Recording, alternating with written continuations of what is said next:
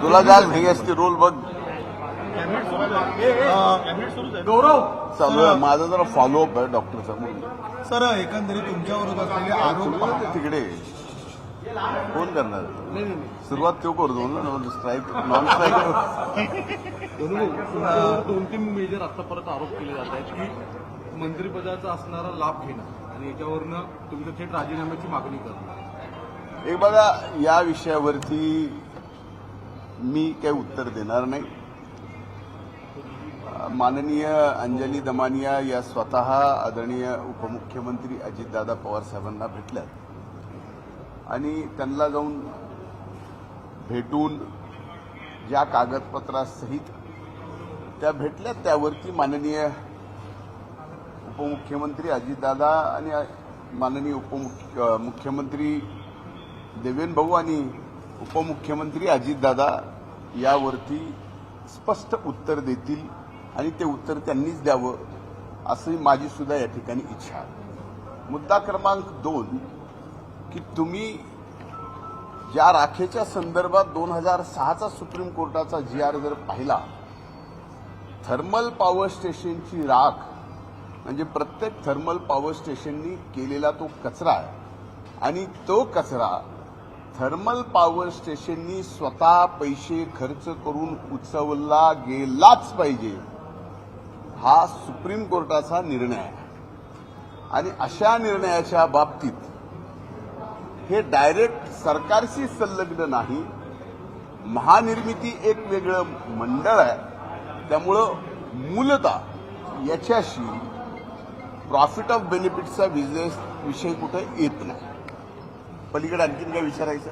संदीप क्षीरसागर यांनी म्हणले कृष्णा आंधळे सोबत काहीतरी वाईट घडलं असेल सापडले. आता एवढं जर संदीप क्षीरसागरांना माहीत असेल, आणखीन कुणाकुणाला जे काही माहीत असेल, याचा अर्थ मी असा समजतो की त्यांचे आणि त्या आरोपीचे कुठेतरी आता संबंध आहेत आणि ते संबंध असल्याशिवाय ही माहिती त्यांना मिळू कशी शकते?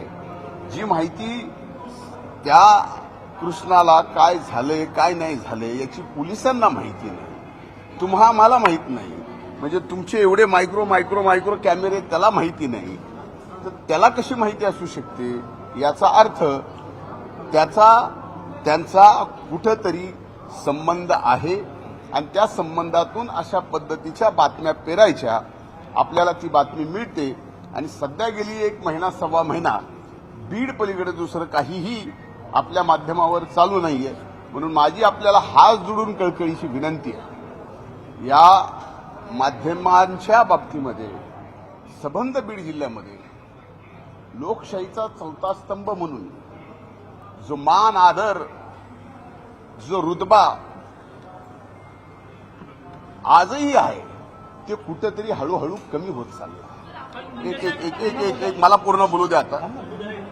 म्हणून माझी आपल्याला विनंती आहे की पहिल्यांदा आपण सुद्धा जर्नलिझम म्हणून काय खरं काय खोटं पूर्ण याच्यातली तपासणी केल्यानंतर एक जिल्हा असेल किंवा त्या जिल्ह्याचा नेता असेल, एक मतदारसंघ असेल की त्या मतदारसंघातला कुठलाही नेता असेल, भलेही मी असेल, त्याला माध्यमांनी शिक्षा दिली पाहिजे, त्याच्यावरती मीडिया ट्रायल चाललं पाहिजे, या मताचा मी आहे.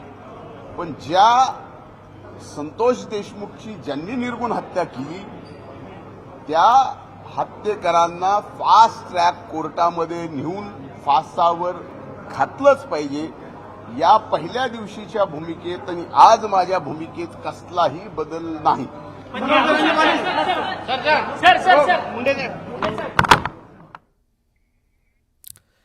धनंजय मुंडेंनी माध्यमांशी संवाद साधलेला आहे.